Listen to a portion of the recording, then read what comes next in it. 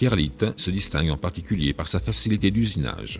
En effet, le matériau peut être facilement coupé, façonné et percé à l'aide de machines automatiques et d'outils servant pour le travail du verre, ou bien à l'aide d'outils traditionnels pour le carrelage.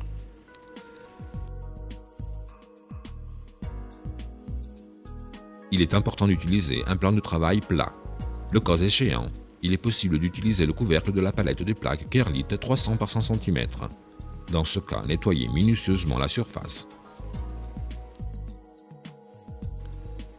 D'excellents résultats de découpe et de forme peuvent être obtenus en entaillant Kerlite à l'aide de couteaux de vétrier, coupe-verre. Utilisez un coupe-verre équipé d'une roulette de coupe type Top Life avec un manche en plastique pour une meilleure prise. Une légère pression suffit pour entailler Kerlite. Toutefois, il est important de ne pas détacher le coupe-verre du point de coupe pendant toute l'opération d'usinage.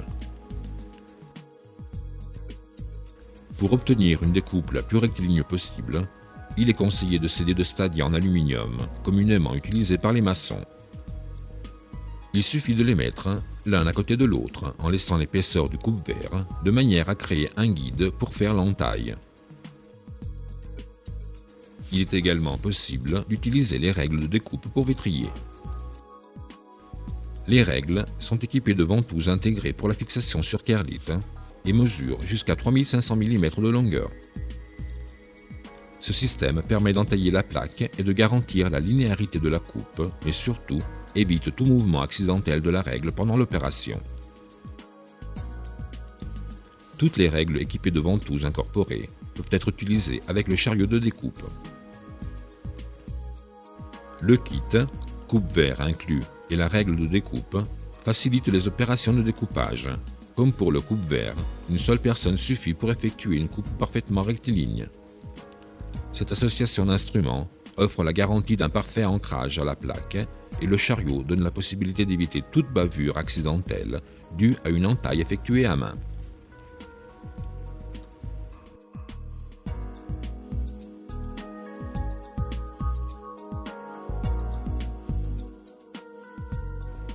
Kerlite peut être également coupé à l'aide de disques diamantés du type à bord continu.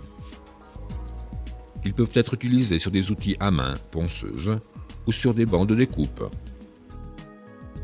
Dans les deux cas, il faut adopter une vitesse de rotation élevée, supérieure à 2500 tours minute, et une vitesse d'avancement réduite, inférieure à 1 mètre minute.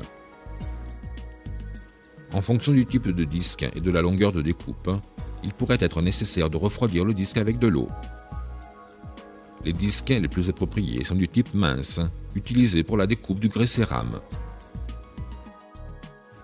Les avantages de ce type de découpe sont représentés par la facilité d'exécution manuelle et la possibilité d'effectuer des coupes en phase de pause. Pour le perçage manuel, il est possible d'utiliser les mèches à verre d'un diamètre maximum de 8 mm. Avec ces outils, il est conseillé de refroidir le point de perçage avec de l'eau, de commencer le perçage à vitesse de rotation réduite, d'adopter une pression adaptée à la résistance offerte par Kerlite. Une nouvelle série de mèches pour grès cérame disponible dans le commerce permettent d'usiner à sec et offre un rendement optimal. Ne pas utiliser le percuteur pour le perçage.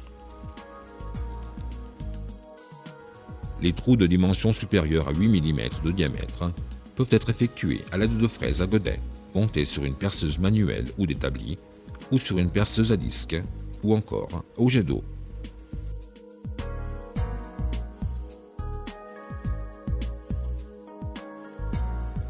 Pour une utilisation correcte des fraises à godets, il est conseillé d'utiliser des guides spécifiques dotés d'une ventouse.